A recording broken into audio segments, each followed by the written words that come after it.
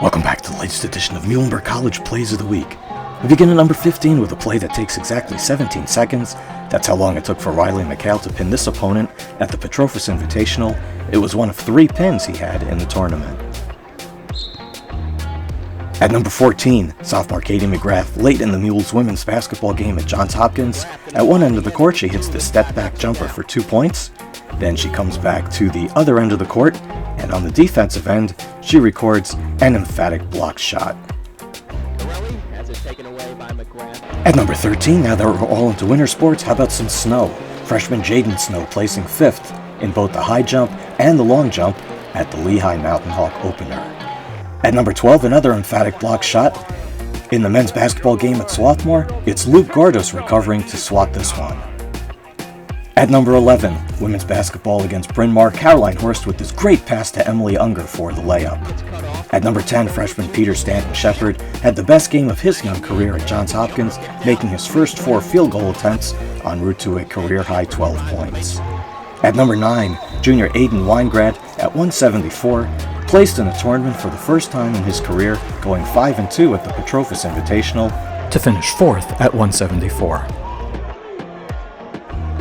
And another Mule veteran, senior Deon Savage, placed in the tournament for the first time in 2 years, scoring this pin to finish 7th at 197. At number 8, back to women's basketball at Johns Hopkins, Riley Cassidy draws the contact, flicks it up, and puts it in for the 3-point play. At number 7, making his track debut, freshman Maxwell Broadbent triple jumped 41 5 3/4, the 10th best in program history. At number 6, men's basketball, end of the half against Dickinson, Giovanni Rubino drives in for this layup, and then a heads-up Greene steals the inbounds pass and puts it in before the buzzer for a quick 4 points for the Mules en route to a 29-point win.